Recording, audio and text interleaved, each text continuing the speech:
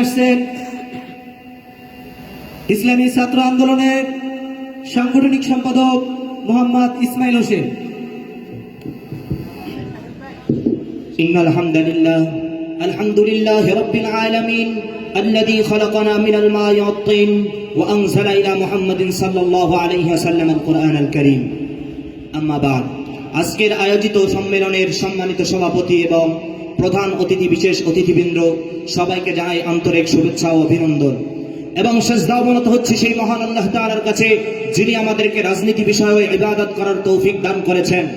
সর্বপ্রথমেই আমি ক্ষমা চেয়ে নিচ্ছি, এবছর আমি সাংগঠনিক সম্পাদকের দায়িত্বে ছিলাম, আমার দায়িত্ব আমি ঠিকমতো পালন করতে পারি নাই, এর জন্য সবার কাছে ক্ষমা প্রার্থী এবং কেউ যদি কষ্ট পেয়ে থাকেন তাহলে আমাকে ক্ষমা করবেন।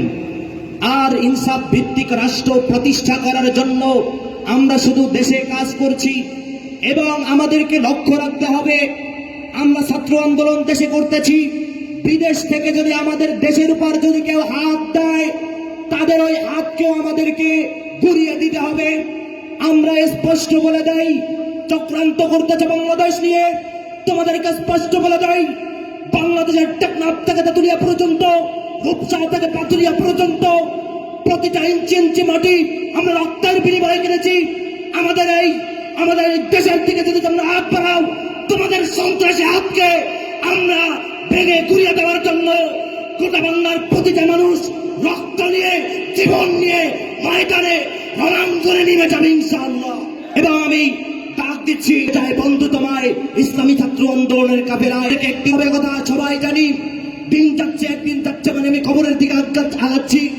প্রতিটা মানুষ আমার চেয়ে ছোট ছোট মানুষ কবরে ঘুমাচ্ছে, আমার রবের কাছে এই রাজনীতি বিষয়েও জবাব দিতে হবে। আমি অসৎ লোককে ভোট দিচ্ছি, অসৎ লোকের যে আমি সংগঠন করতেছি সেই জবাব আল্লাহ তাআলার কাছে দিতে হবে। অতএব আমাকে লক্ষ্য রাখতে হবে আমি যেন রাজনীতি করতে যাই আমার ইমান ইসলামকে বিক্রি না করে দেই। আল্লাহ তাআলা আমাদেরকে ইসলামের জন্য দেশের স্বার্থে মানবতার স্বার্থে রাজনীতি করার তৌফিক দান করুক। ওয়া মা আলাইনা ইল্লা